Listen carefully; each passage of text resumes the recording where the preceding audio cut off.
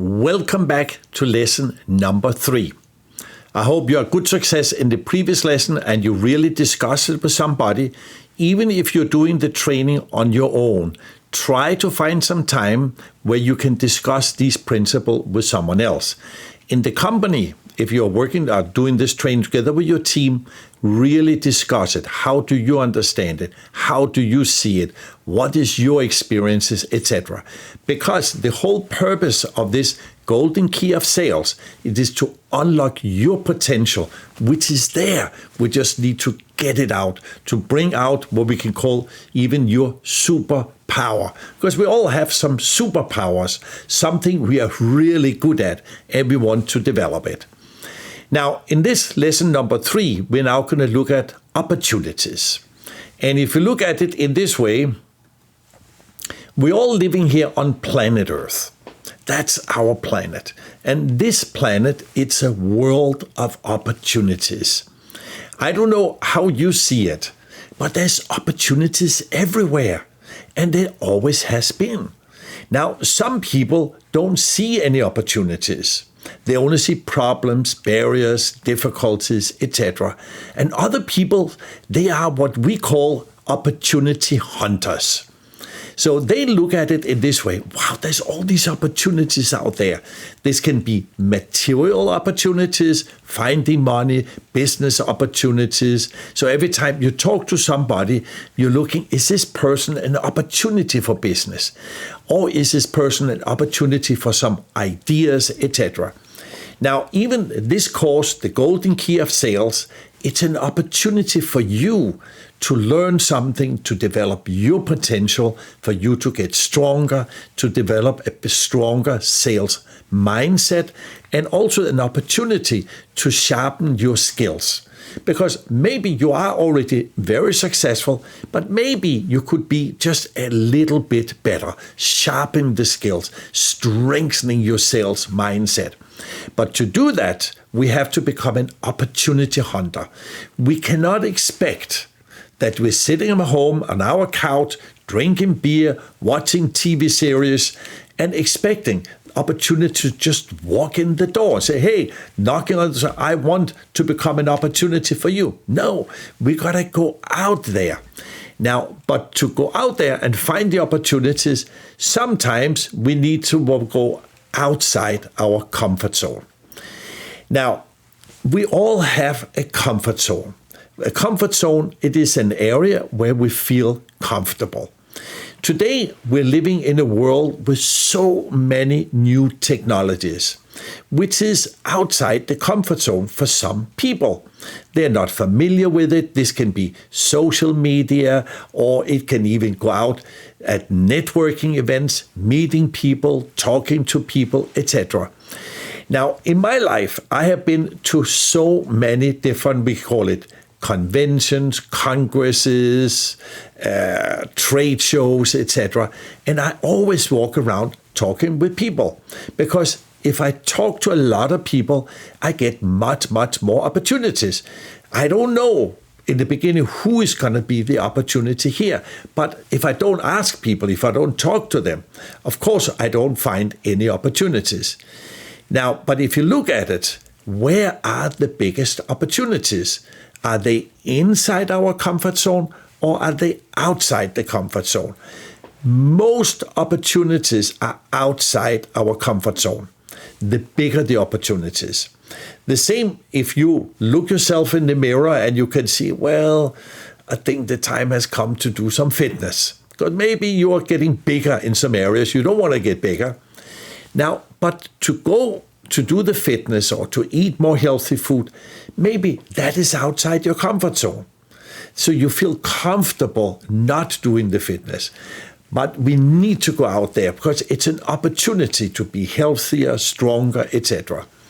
Now, there are some good news and some bad news. In the beginning, it can be very hard to change things, to do something new. But repetition is the mother of all learning. So if you go outside your comfort zone, just even a little bit, and you keep repeating something, at some point it starts to become normal. I remember I was training martial arts before in karate school or in a karate dojo. And in the beginning, it was so hard for me. I had so many sore muscles.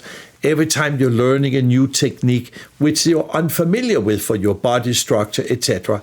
In the beginning, it's very hard. But if you keep practicing, at some point, it starts to become normal. But you gotta go out of that comfort zone to do it. Now, the American author Mark Twain, he said many, many years ago, imagine on your desk is sitting a little frog. And that frog is whispering to you, eat me. But you look at that frog, he's green, he's slimy, he's smelling, and the legs is moving, the eyes are moving. And you go, oh, no, I can't eat him. He's too uncomfortable. He's outside my comfort zone. But that frog is representing something we need to do, but it's outside our comfort zone. So what many people are doing, they say to themselves, well, I don't feel so strong right now. I will eat the frog tomorrow. And maybe the frog will run away by himself.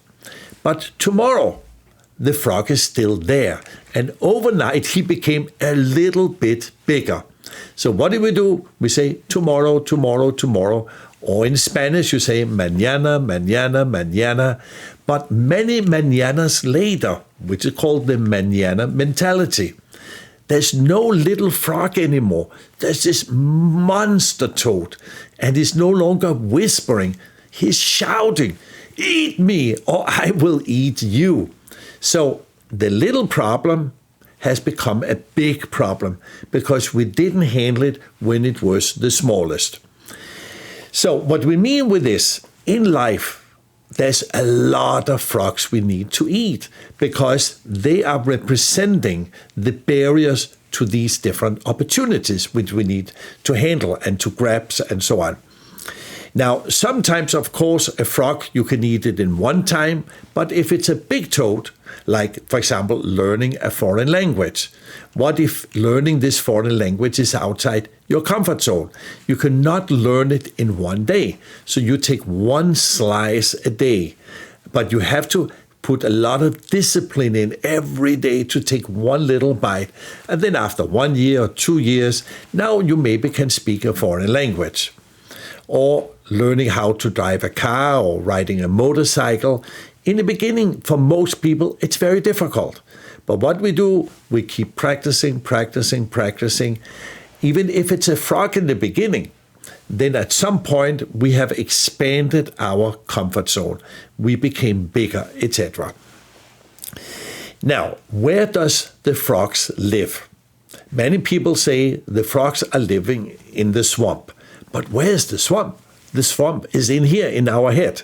So imagine for a moment, what if you have a lot of frogs in your head? A lot of problems, difficulties, things you need to do, but you're not doing it because it's outside your comfort zone. And now you have a lot of stress. You could even get a depression. What is a depression? It's a person with too many frogs in their head that they don't eat them. And now the frogs has taken control of your life. How are we going to eat them? So there's a very simple system. I actually learned it from Brian Tracy. He wrote a book called Eat the Frog, and I was doing some training together with him, and he's the master about eating the frogs. And so he explained, make yourself a frog list. Because imagine for a moment, you take a piece of paper, or you can take actually 2 pieces of paper, and you call one my personal frogs and the other one my professional frogs. So what you want to do, you want to write all the frogs down on the paper because you want the frogs to live on the paper. You don't want them to live in here. So by writing them down onto the frog list, they're living there. The only thing is, if you don't start eating them, they will climb back into your head again. So we could even say a frog a day will keep your doctor away. So eat your frogs. You can start with the easy ones until you gain some momentum, and then you can eat the bigger ones.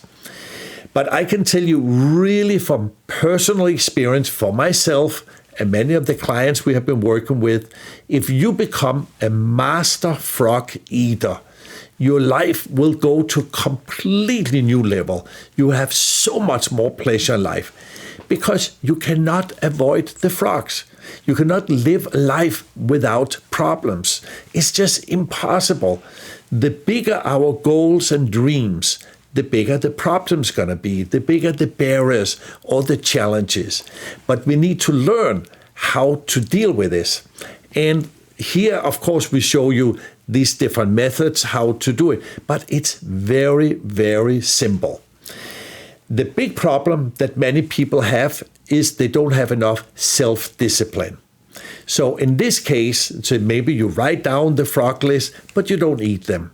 And you just worry about them, thinking about them, or maybe even complaining about them. In this case, get yourself a frog coach. And you have basically 3 choices. You can become a self-coach, do it by yourself, or you can find a friend where you become a frog coach for each other. The only thing is, if you get a friend or relative where you do it with, you cannot have a very strong person and a weak person, because the strong person can be a frog coach for the weak, but the weak cannot be a frog coach for the strong, because often you have to push people through their barriers, their difficulties, etc. It's just like doing fitness. So you have seen sports people, athletes, they keep inspiring and pushing, inspiring and then push. You gotta push people through these barriers. The third choice, you find what is called a professional frog coach. This is your personal life coach or life consultant, etc. They will help you write down your frogs, and then every day they will inspire you, motivate you, push you to eat your frogs. All right, so what we're talking about here, it is like if you look at Muhammad Ali, known as the greatest boxer of all times. Now, what was unique about him? He had the right mindset. He has this boxing mindset. He has a mindset of a fighter. But he also had the skills. Every day he was training in the gym to develop his mindset and his skills. And as a fighter, he was always ready. Because when you go in the ring and you're fighting an opponent, you don't know exactly what the other person is doing. So you have to be ready. Is he going to come with an uppercut or a jab or a hook or whatever? These different things. Plus, you have to be ready to go 12 rounds if necessary in professional boxing. So that means this mindset and skills of the fighter, we could take the same into our life. From my experience working with professional salespeople, they have to think like fighters. You need to have the right sales mindset and the right sales skills. And you have to fight for the deals. When I talk to a potential customer, I don't expect him always to say, yes, let me sign the contract in the first meeting. It can be online or offline, doesn't matter. Often it can take maybe sometimes up to 12 rounds, 12 meetings or 12 interaction, or even more for that matter. I have sometimes had a client, it took 1 year to get the deal, where we were staying in contact, sending information, talking a little bit, and so on. Other times, you of course can be very fortunate that you get the contract or the deal in the first meeting. This usually, if it is smaller sums of money. Usually, the bigger the sums of money, the more rounds you have to grow or to do, because there's going to be more doubt, many more objections, etc., uncertainties. Are you the right person to buy from, etc.? So think like a fighter. So we can call it a sales fighter. That's what you want to do. All right. So now let's look at the different assignments. So the first assignment, take up your workbook and write down what opportunities do you have in your life. Really look at your life. This can be your personal, or it could be business, can be in your company, etc. But write down a list of opportunities and keep writing until you start realizing, wow, it's amazing. I'm living in this planet which has this world of opportunities, because opportunities is everywhere, but you have to see them. You have to be ready for them. That's why you want to be strong with the right mindset, have the right skills. So when the opportunities appearing, you are really ready for them. But you have to mentally realize there's a lot of opportunities. And particularly today with computers, internet, AI, ChatGPT, etc., and all the new technologies are coming, there's going to be even more opportunities.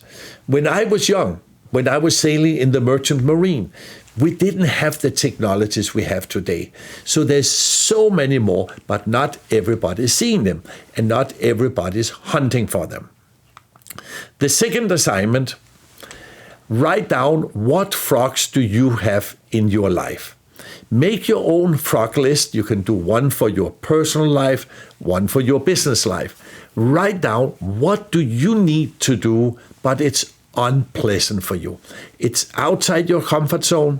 It can be anything. It could be to do fitness. It can be to eat healthy food. Maybe you have a person where you have a conflict with, some big problem with a person, and you need to go and talk to them. But you're avoiding, well, it's unpleasant, it's outside my comfort zone. So instead of avoiding talking to the person, go up to the person, say, grab the bull by the horns and say, I need to talk to you. I have a tension on, we have a problem, we have a conflict, I don't like it, I want to become in good harmony, whatever, how you started, but talk about it and deal with it. We will talk more later in some later lessons how practically we do it with communication, etc. But for now, it's just to realize, write down your frogs and start eating them. And if you need, get somebody to help you. And the third assignment: when do you need to fight to get the desired result you really, really want to have? In my case, I have had to fight for almost everything I got in my life. I have been personally extremely fortunate that I had so many opportunities to travel the world and to live in different countries, experiencing many things, from living in Africa for several years. I lived in Spain, in Switzerland, in Holland, in England, and now I'm living here in Florida with my wife. So all these experiences is what made me who I am today, but also by me being willing to go outside my comfort zone.